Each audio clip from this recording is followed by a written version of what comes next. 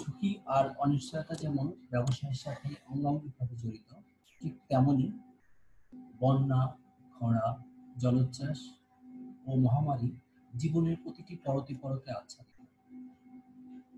ব্যবস্থাপনার দক্ষতার দ্বারা ঝুঁকি এড়িয়ে বা হ্রাস করে যেমন ব্যবসায় সফলতা অর্জন করা যায়, ঠিক তেমনি নিয়মানুবর্তিতা, আগাম সতর্কতা ও প্রতিরোধমূলক ব্যবস্থা গ্রহণের মাধ্যমেই বৈশ্বিক মহামারী, করোনা ভাইরাস সহ অন্যান্য সকল মহামারীর হাত থেকে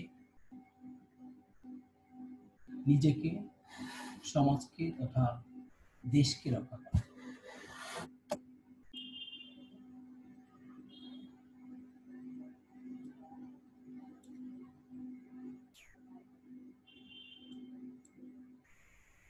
আজকের সেশনে সবাইকে স্বাগত জানাচ্ছি।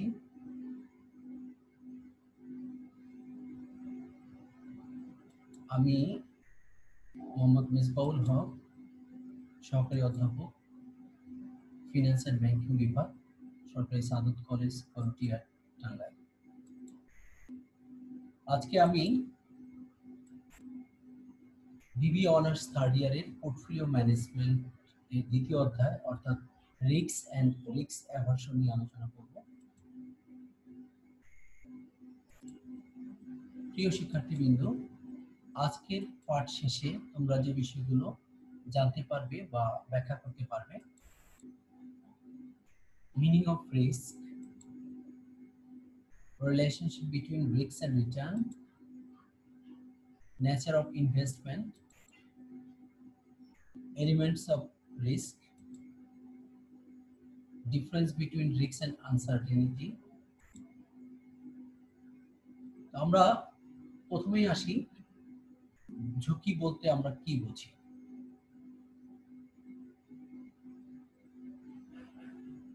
শুধু ব্যবসা ক্ষেত্রে না, জীবনের প্রতিটি মুহূর্তেই সবাইকে বিভিন্ন বাধাবিঘ্ন, বিভিন্ন ধরনের ঝুঁকির সম্মুখীন হতে হয়। ঝুঁকি জীবনের সাথে ওতপ্রোতভাবে জড়িত।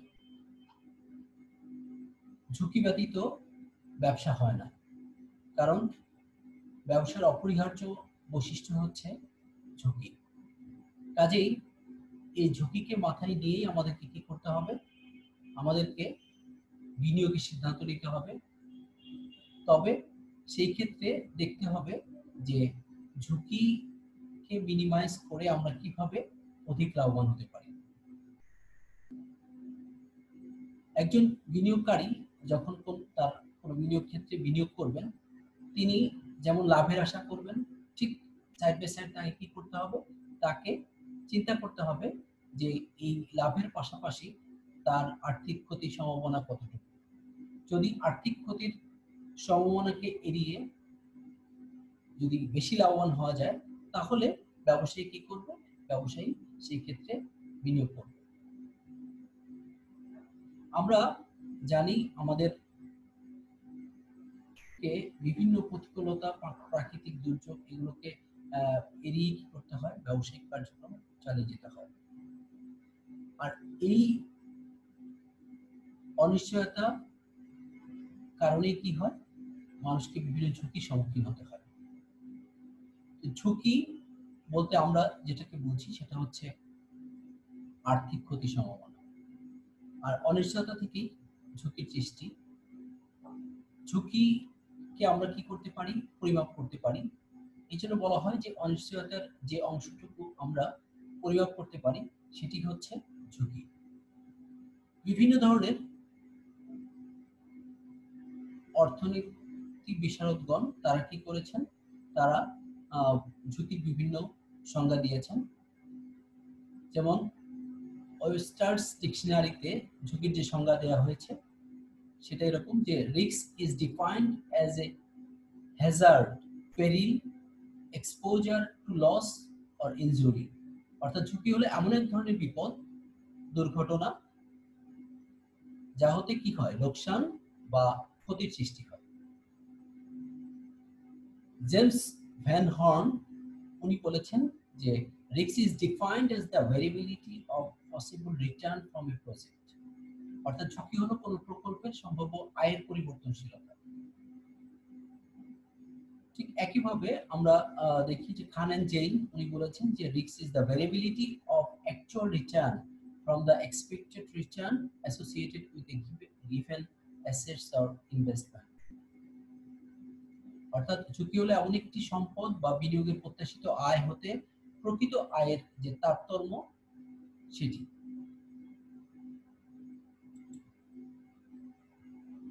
এবার আমরা দেখব ঝুঁকি ও আয়ের মধ্যে সম্পর্ক কেমন। আমরা আগেই বলেছি যে একজন বিনিয়োগকারী ওই জায়গাতে বিনিয়োগ করবে যেখানে ঝুঁকি কম থাকে এবং আয়ের পরিমাণ বেশি হয়। তো সাধারণত বিভিন্ন ধরনের বিনিয়োগকারী রয়েছে। কোনো বিনিয়োগকারী আছে যে যারা কি করেন, তারা রিস্কটাকে অ্যাভয়েড করতে চান।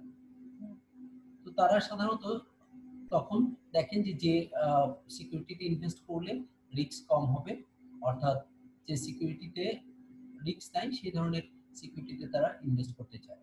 আবার অনেক বিনিয়োগকারী আছে যারা বেশি পরিমাণে লাভবান হতে চায়। তো তারা কি করে, তারা বেশি করে ঝুঁকি নিয়ে থাকে। অর্থাৎ আমরা দেখতে পারি যে যত বেশি রিটার্নের প্রত্যাশা করা হয় ঝুঁকির পরিমাণও তত বেশি হয়, অর্থাৎ হাই রিস্ক হাই রিটার্ন। আমরা যত বেশি ঝুঁকি নিতে পারবো তত রিটার্নের সম্ভাবনা বেশি হবে। আর ঝুঁকি না নিয়ে অতিরিক্ত রিটার্নের কথা আশা করা যায় না। আমরা এবার একটি চিত্র সাহায্যে আমরা রিস্ক এন্ড রিটার্নের মধ্যে সম্পর্কটা দেখব।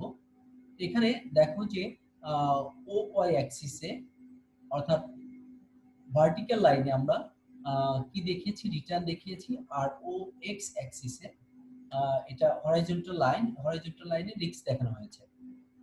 তো এখানে রিস্ক দেখো যে রিস্ক যখন 1 ইউনিট তখন রিটার্ন কত, 2 লাখ টাকা। রিস্ক যখন 2 তখন রিটার্ন হচ্ছে 4 লাখ টাকা। রিস্ক যখন 3 তখন রিটার্ন হচ্ছে 6 লাখ টাকা। ঠিক এভাবে আমরা কি দেখছি যে রিস্ক নেওয়ার সাথে সাথে রিটার্নের পরিমাণটা কি হয়ে যাচ্ছে, দ্বিগুণ হয়ে যাচ্ছে। অর্থাৎ আমরা যে হারে রিস্ক দিচ্ছি ঠিক একই হারে কি হচ্ছে, রিটার্নটাও বেড়ে যাচ্ছে। আর যে কারণে এখানে আমরা যে রিস্ক এবং রিটার্নের মধ্যে যে সংযোগকারী যে রেখাটা দেখছি সেটা বাম দিক থেকে ডান দিকে ঊর্ধ্বগামী হয়েছে এবং স্ট্রেট লাইন হয়েছে। তাহলে আমরা কি বুঝলাম, আমরা বুঝলাম যে যত বেশি আমরা রিস্ক নিব রিটার্নের পরিমাণও তত বেশি হবে। এবার আমরা দেখব যে বিনিয়োগের প্রকৃতি বা ধরন। তো বিনিয়োগ আসলে নির্ভর করে একজন বিনিয়োগকারীর ঝুঁকি পছন্দনীয়তা ও ঝুঁকি গ্রহণের সক্ষমতার উপর। কারণ অনেক বিনিয়োগকারী আছে যারা ঝুঁকি নিতেও চান না বা ঝুঁকি গ্রহণের সক্ষমতা তাদের নাই। আবার অনেক বিনিয়োগকারী আছে যারা অতিরিক্ত লাভের আশায় তারা অতিরিক্ত ঝুঁকি নিতে পছন্দ করে এবং তাদের ঝুঁকি গ্রহণের সক্ষমতাও আছে। তো এবার আমরা এই বিনিয়োগকারীর প্রকৃতি অনুযায়ী বিনিয়োগের প্রকৃতিটি আমরা ব্যাখ্যা করব। প্রথমে আমরা আসি ঝুঁকি পরিহারকারী অর্থাৎ রিস্ক অ্যাভার্সার, যিনি বা যারা ঝুঁকি নিতে চান না, অর্থাৎ তারা ততক্ষণ পর্যন্ত তারা বিনিয়োগ করে না যতক্ষণ পর্যন্ত তারা এটা নিশ্চিত হয় যে এখানে সাধারণত ঝুঁকি নেই। তো এই ক্ষেত্রে সাধারণত তারা কি করতে চায়, সবসময় ঝুঁকিকে অ্যাভয়েড করতে চায়, অর্থাৎ ঝুঁকি নিতে আগ্রহী হয় না। তো এই এদের বৈশিষ্ট্যটা কেমন, যে এরা সবসময় কি করে, সবসময় এরা ঝুঁকি পরিহার করতে চায়। আর আমরা দেখি যে তাদের প্রধান লক্ষ্যই হচ্ছে কি করা, তাদের মূলধনটাকে রক্ষা করা, অর্থাৎ তারা যেটা বিনিয়োগ করেছে সেই বিনিয়োগ যাতে নষ্ট না হয়ে যায় সেটা দিয়ে খেয়াল করা। আর তাদের সবসময়ই কি থাকে, গড় আয়ের নিচে তাদের প্রত্যাশা থাকে। অর্থাৎ তারা ঝুঁকিবিহীন আয় যেটা সেটাই অর্জন করতে চায়, তারা অতিরিক্ত আয় করতে চায় না। এটাকে যদি আমরা একটা চিত্রের মাধ্যমে দেখাই তাহলে দেখো যে রিটার্ন এবং রিস্ক, এরা যেহেতু রিস্ক নিতে চাচ্ছে না, তাহলে এদের রিটার্নও কিন্তু ওইভাবে বাড়ে না। অর্থাৎ তোমার রিস্ক যেহেতু তারা নেয় না, সেহেতু তাদের রিটার্নও বেশি হয় না।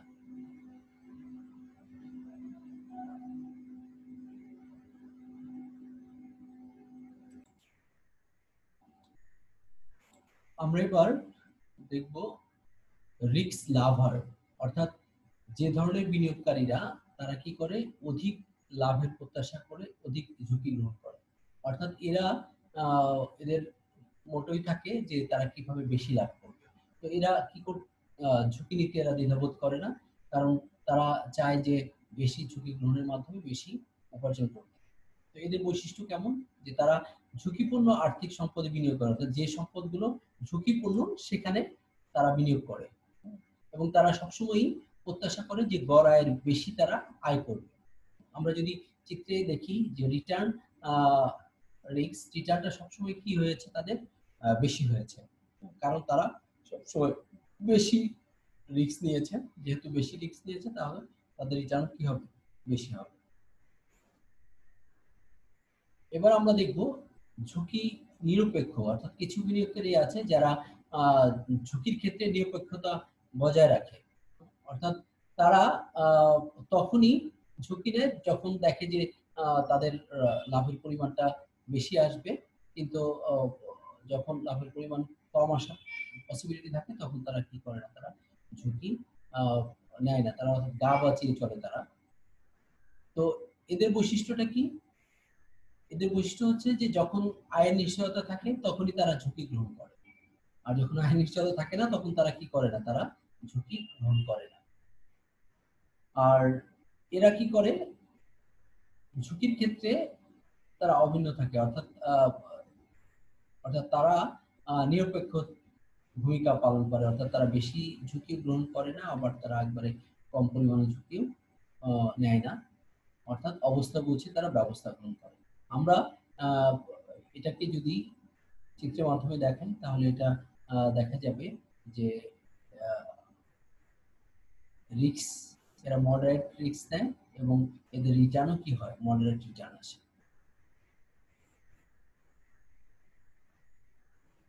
এবার আমরা দেখব ঝুঁকির উপাদান গুলো কি, অর্থাৎ বিনিয়োগের ক্ষেত্রে ঝুঁকির কতগুলো অবিচ্ছেদ্য উপাদান রয়েছে, আহ, যেগুলো আমরা দুই ভাগে ভাগ করতে পারি। এর একটিকে বলা হয় বাহ্যিক উপাদান, আর অন্যটিকে আমরা বলে থাকি অভ্যন্তরীণ উপাদান। তো এই বাহ্যিক উপাদান যেটি, সেটিকে আমরা বলতে পারি সিস্টেমেটিক রিস্ক, অর্থাৎ অপরিহার্য যে ঝুঁকি সেটা, এটা সাধারণত নিয়ন্ত্রণযোগ্য না, অর্থাৎ এটা পরিহার করা যায় না। আর দ্বিতীয় যে ঝুঁকিটি, যেটা কোম্পানির অভ্যন্তরীণ কারণে তৈরি হয়ে থাকে, সেই ঝুঁকিটি হচ্ছে নিয়ন্ত্রণযোগ্য বা পরিহারযোগ্য, আনসিস্টেমেটিক রিস্ক। তাহলে ঝুঁকির উপাদান হচ্ছে দুইটি, একটি হচ্ছে পরিহার্য, অপরটি হচ্ছে অপরিহার্য, অর্থাৎ একটি সিস্টেমেটিক রিস্ক, আরেকটি হচ্ছে আনসিস্টেমেটিক রিস্ক। এবার আমরা দেখি যে অপরিহার্য ঝুঁকি বলতে আমরা কি বুঝি।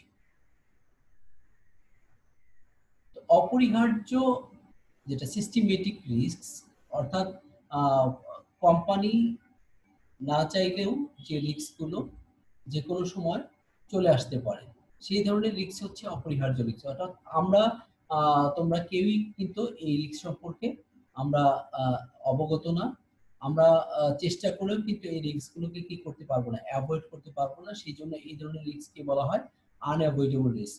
এই রিস্কের কারণে আহ, ব্যবসায়ের বিভিন্ন ধরনের ক্ষতি হতে পারে, যেমন অর্থনৈতিক মন্দার কারণে প্রতিষ্ঠানের আয় ও শেয়ার মূল্য কমে যেতে পারে।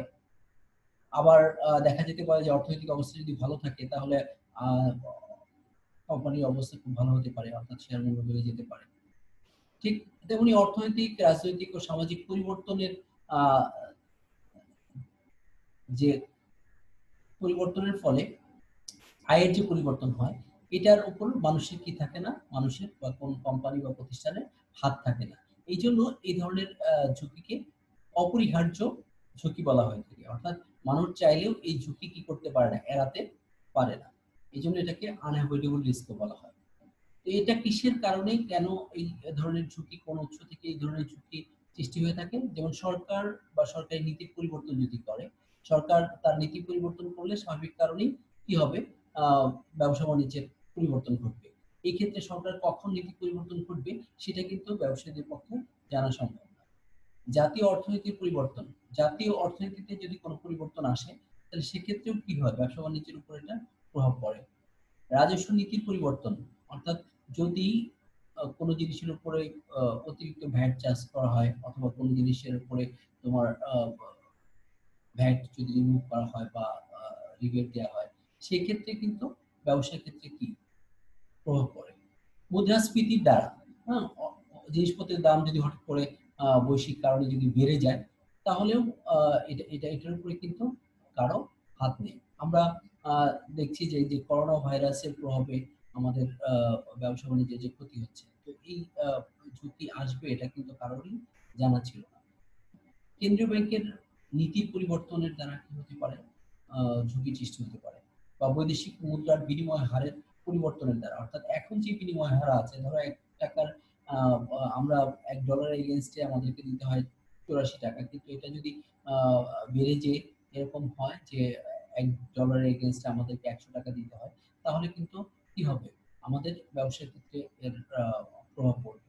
তো কাজেই এই অপরিহার্য যে ঝুঁকিগুলো, সেগুলো উপর মানুষের বা কোনো প্রতিষ্ঠানের তাদের যে কোনো নিয়ন্ত্রণ থাকে না, বা তারা বুঝতেই পারে না যে এই রিস্কটা কিভাবে কখন আসবে।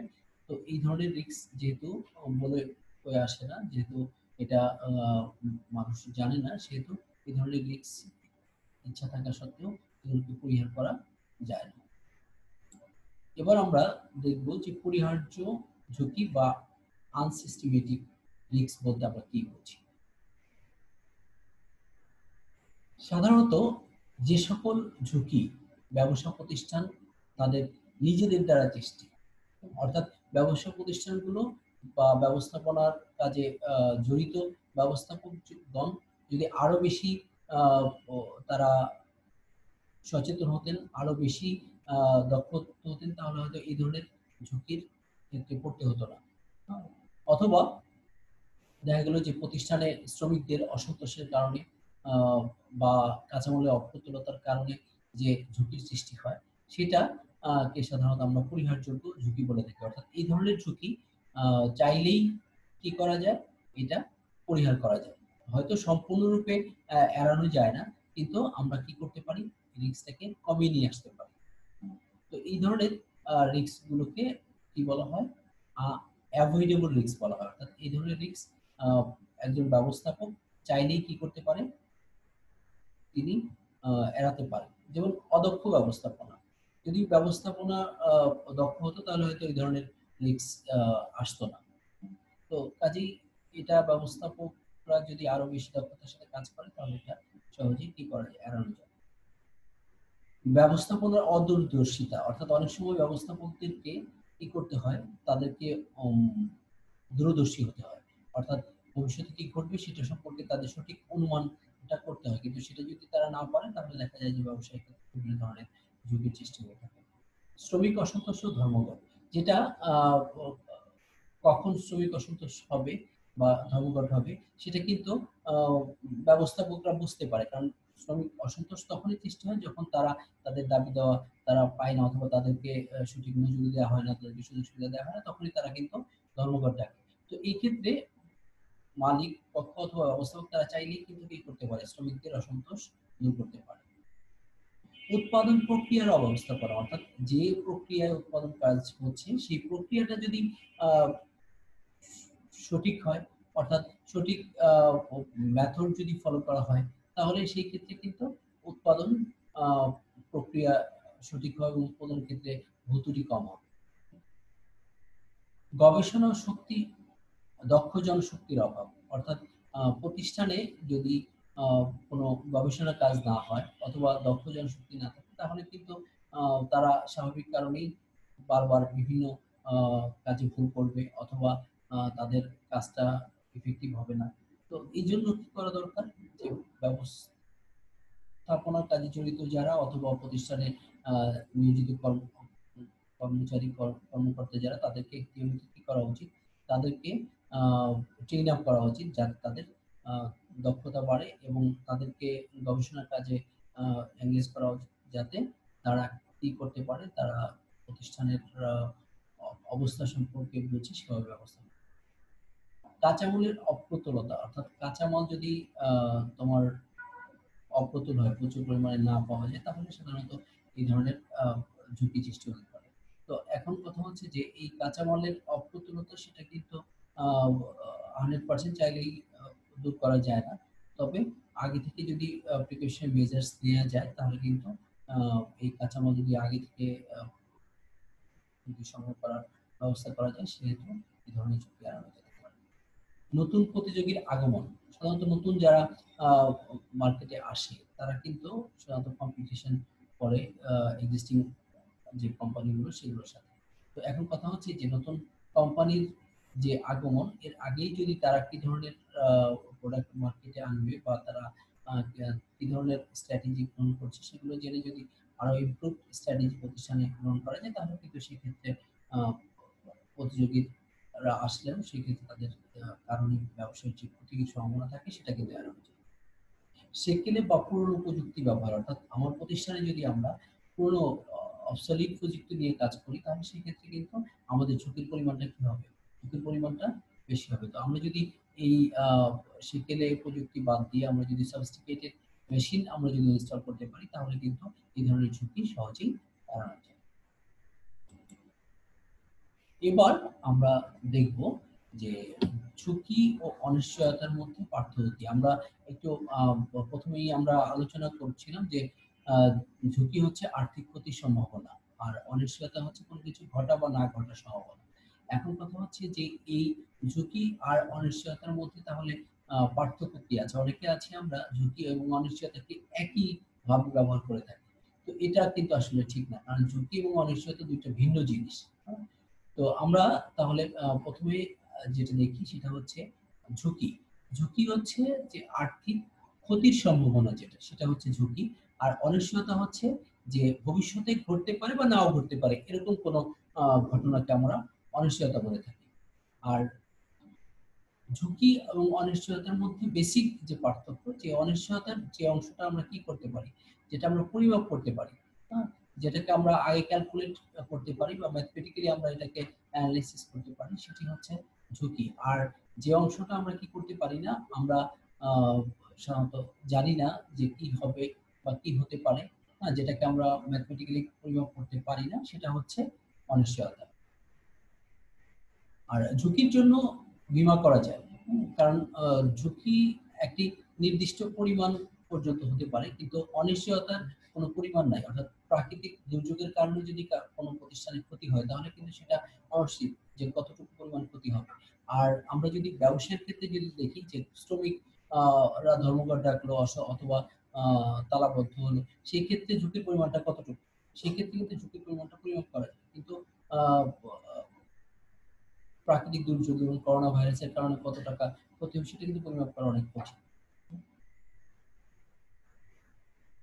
সিদ্ধান্ত গ্রহণের ক্ষেত্রে দেখো যে অতীত অভিজ্ঞতাকে কাজে লাগিয়ে আমরা ঝুঁকির ক্ষেত্রে কি করা যায়, যে কোনো সিদ্ধান্ত গ্রহণ করা যায়। কিন্তু আহ, আমরা অনিশ্চয়তা যেহেতু নিশ্চিত ঘটনা নয়, কাজেই এটার উপর নির্ভর করে সাধারণত আমরা কি করতে পারি, সীমিত পরিমাণে আমরা সঠিক সিদ্ধান্ত নিতে পারি। আর সঠিক সিদ্ধান্ত নিতে দেখে নেওয়া কঠিন হয়ে যায়।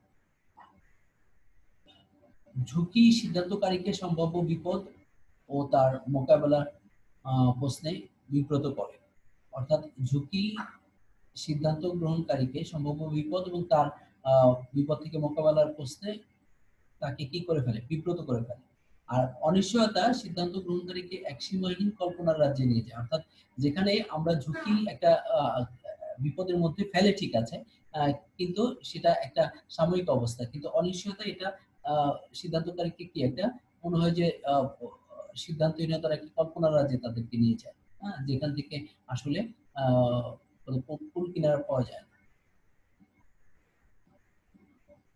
ঝুঁকি ব্যবস্থাপনার উদ্যোগ গ্রহণ করা যায়, কিন্তু অনিশ্চয়তার ক্ষেত্রে ব্যবস্থাপকের করণীয় কিছুই নেই। অর্থাৎ ঝুঁকির ক্ষেত্রে ব্যবস্থাপক কি করতে পারে? ঝুঁকিকে হ্রাস করার জন্য বিভিন্ন উদ্যোগ গ্রহণ করতে পারে। কিন্তু অনিশ্চয়তার ক্ষেত্রে ব্যবস্থাপক কি করবে সেটা কিন্তু কিছুই বলা যায় না। বা কোন কিছু করে কোন সমাধান আসবে কিনা সেটাও কিন্তু নিশ্চিত না। ঝুঁকি এটা আ চাইলে কি করা যায়? এটা নিয়ন্ত্রণ করা যায়। অর্থাৎ সঠিক ব্যবস্থাপনার মাধ্যমে এই ঝুঁকিকে কি করা যেতে পারে? নিয়ন্ত্রণ করা যেতে পারে। কিন্তু অনিশ্চয়তা এটা নিয়ন্ত্রণ করা আ কারো সাধ্যের মধ্যে নাই। ঝুঁকি সম্ভাব্য বিপদের সাথে সম্পৃক্ত, বাট অনিশ্চয়তা কল্পনার সাথে সম্পৃক্ত। ঝুঁকি হচ্ছে যে সামনে বিপদ হতে পারে, এটার সাথে সম্পর্কিত। কিন্তু অনিশ্চয়তা হচ্ছে কল্পনা যে আ অনেক কিছু ঘটতে পারে, নাও ঘটতে পারে। এটা কল্পিত বিষয়। ঝুঁকি পরিমাপ করার জন্য বিভিন্ন একক ব্যবহার করা হয়। কিন্তু অনিশ্চয়তা পরিমাপযোগ্য না যেহেতু, কাজে এটা কোনো একক ব্যবহার করার কোনো সুযোগই এখানে নেই। তো আমাদের আজকের আলোচনা এই পর্যন্তই। প্রিয় শিক্ষার্থীবৃন্দ, তোমরা সবাই ভালো থাকো, নিরাপদে থাকো। ধন্যবাদ সবাইকে।